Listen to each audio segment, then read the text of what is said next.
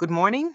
These are your Nassau Guardian highlights for Thursday, March 19th, 2026, brought to you by your daily Bahamas headlines, especially for people on the go and those who are visually impaired.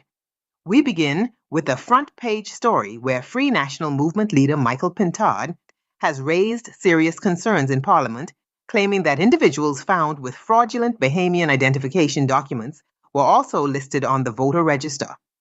Pintard presented what he said was evidence, including names and identification details, and called for urgent action to protect the integrity of the electoral system. Prime Minister Philip Davis responded by acknowledging that concerns can arise, but stressed that legal safeguards are in place. He urged that any credible evidence be submitted to the parliamentary commissioner for proper investigation, warning against what he described as political theatrics.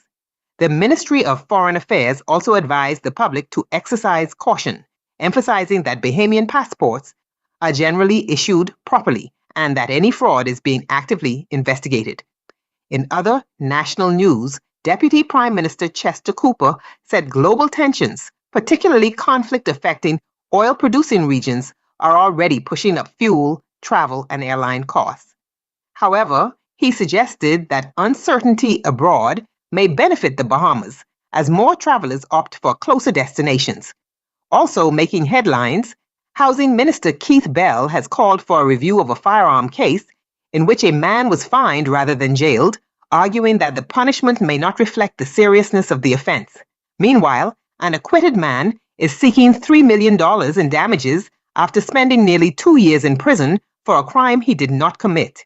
In health news, officials say payments to doctors under the National Health Insurance Program are being addressed, with the Ministry of Finance working to resolve ongoing delays.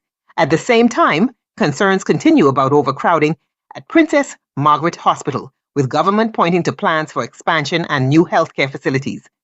Tourism safety is also in focus after a reported sexual assault involving a jet ski operator. Authorities say they are strengthening enforcement and oversight of the watercraft industry, which has long faced scrutiny. Turning to politics, the FNM has completed its slate of candidates ahead of the upcoming general election, while the Progressive Liberal Party is pointing to a recent poll suggesting it holds a lead among voters. However, the FNM has dismissed the poll as unreliable, insisting that the only result that matters will come on election day. On the editorial page, The Guardian argues that the FNM risks undermining its own chances by continuing to focus on internal divisions, particularly surrounding former leader Dr. Hubert Minnis. The editorial suggests voters are more concerned with cost of living, safety, and governance, and warns that a party perceived as divided may struggle to gain public confidence.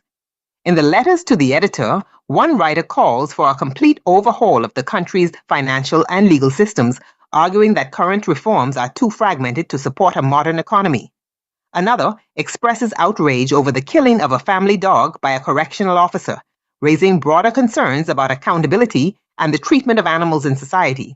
Finally, on the business front, there is continued attention on economic pressures tied to global events, including rising fuel costs and their expected impact on travel, shipping, and consumer prices, all of which could influence the local economy in the weeks ahead.